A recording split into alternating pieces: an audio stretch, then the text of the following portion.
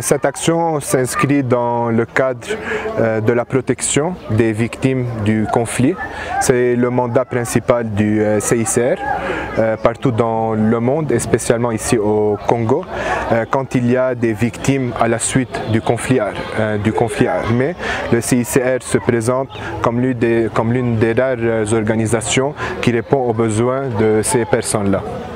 Alors, on peut dire que ce sont des retournés. Ils ont fui quand?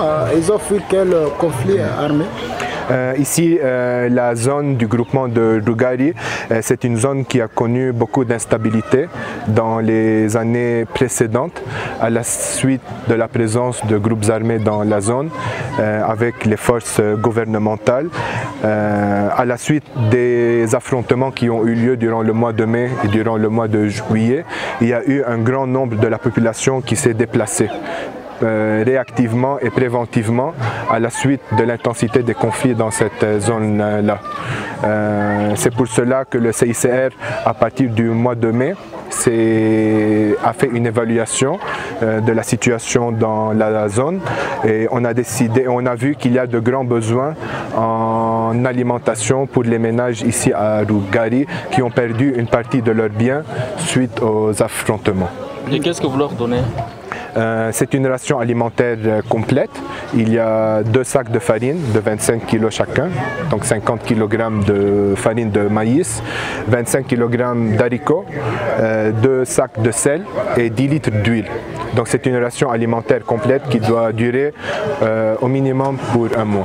Et vous pensez qu'avec les 1 mois, ils auront déjà développé le mécanisme de survie adéquat? Selon notre stratégie, cette ration alimentaire complète va leur permettre de bien venir à leurs besoins tout en attendant les phases de récolte des champs qui sont dans les environs. Ils sont nombreux combien? On est en train de faire une distribution pour 5383 ménages.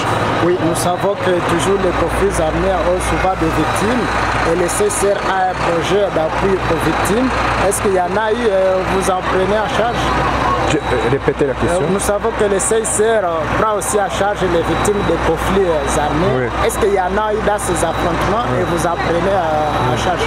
Maintenant, à la suite du conflit, il y a eu un nombre de blessés de guerre, et le CICR ici dans le groupement de Rugari, il a un support santé au centre de santé de référence de Rugari et au centre de santé de Kakomero. On a un soutien en médicaments et en soutien financier pour toutes les victimes du conflit armé. Et où est-ce que le déplacé s'était réfugié? Selon les informations qu'on a reçues, une partie des déplacés s'est déplacée vers Rumangabo, au nord du groupement de Rugari. Une deuxième partie s'est réfugiée au sud, vers Kibumba, mais c'est resté dans les environs ici. Est-ce que le CICR a parlé aux protagonistes pour que les civils soient épargnés des conflits armés? Okay. Le CICR a toujours un dialogue avec tous les porteurs d'armes qui participent au conflit, que ce soit des groupes armés ou les forces gouvernementales.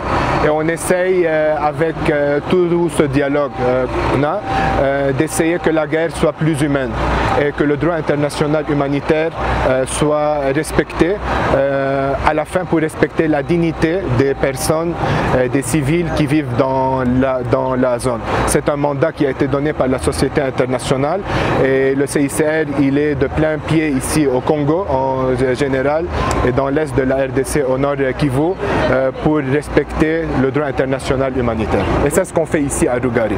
Est-ce que le temps que vous avez commencé l'enregistrement des retourner, vous étiez rassuré qu'il y a maintenant la stabilité? Maintenant, on espère que la sécurité et la stabilité et la paix va revenir pour cette région du Congo. Et on espère que les ménages ne vont plus être des victimes de conflits ou des victimes de guerre. Ça, c'est pour le bien de la population en général et pour le bien du Congo. Donc, c'est-à-dire qu'il y aura un suivi et même aussi des travail à faire en amont, peut-être avec le groupe impliqué dans le conflit, pour que au moins demain ou après-demain, qu'on n'entende plus que ce que vous avez donné comme ration, par exemple, profite aux groupes armés. Moi, je n'ai pas dit ça, mais le CICR, il était présent ici avant, il était présent durant, il va rester présent après. Donc, si on a des informations comme quoi l'assistance distribuée par le CICR, elle n'est pas utilisée par les ménages eux-mêmes, on fait des interventions avec qui de droit pour rectifier la situation, pour que le droit congolais en général et le droit international humanitaire par spécificité soit respectés. Eric Machagiro, chef de groupement de Rugari. Je suis le chef de groupement de Rugari. Rugari, un des groupements qui constitue la chefferie de Boucha. Bon, de toutes les façons, comme vous le savez, le groupement de Rugari, c'est un groupement qui a connu de multitudes de troubles, d'insécurité. Depuis 1994 jusqu'à nos jours, le groupement de Rugari a de sérieux problèmes d'insécurité, mais il y a moyen de se dire aujourd'hui que la paix commence à revenir petit à petit avec les efforts de tout le monde.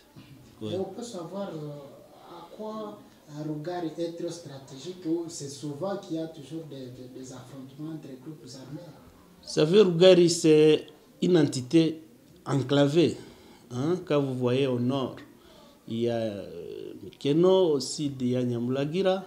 De l'autre côté, il y a les couloirs écologiques de Mwaro. Et donc, vous savez, vous voyez vous-même que c'est un milieu qui vit au centre des forêts. Que répondez-vous là à ceux qui disent que c'est un milieu stratégique pour appuyer peut-être plusieurs rébellions? Bon, de toutes les façons, appuyer, c'est encore trop dur. Mais quand même, c'est propice parce que là où il y a des forêts, c'est une cachette pour les groupes armés. Et si on dit qu'il y a un accalmie ici, quels peuvent être les facteurs, selon vous, qui peuvent déterminer ou qui peuvent faire ainsi qu'il y ait un moment d'accalmie?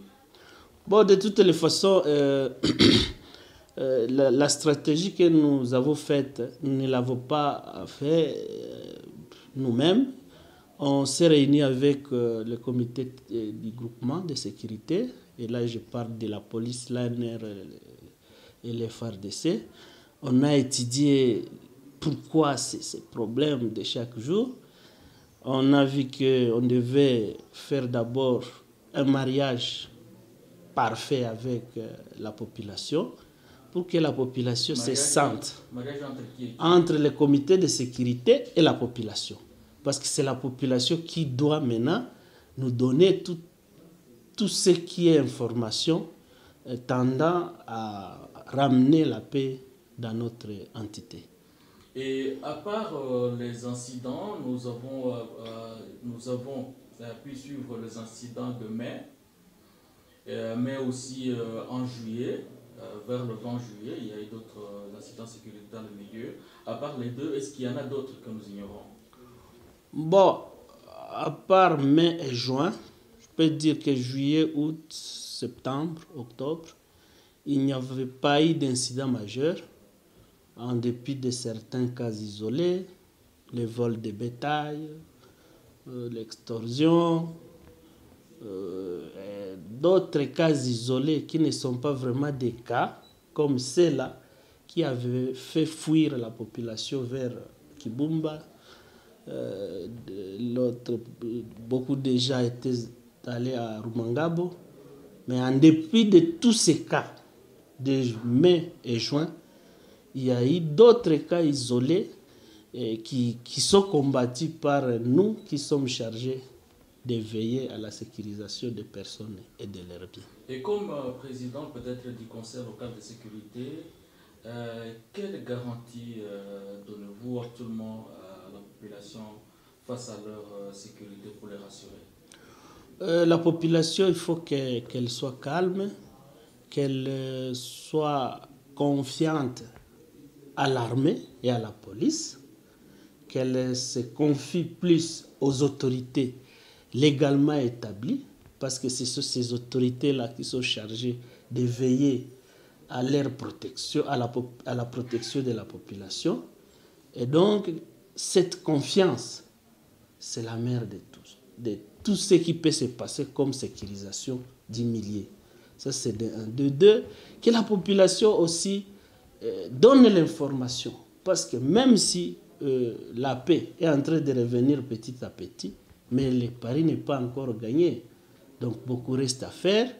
La recherche de la paix, c'est quelque chose de routinier que nous devons faire chaque jour et qui doit être notre leitmotiv pour que la paix revienne totalement dans cette entité.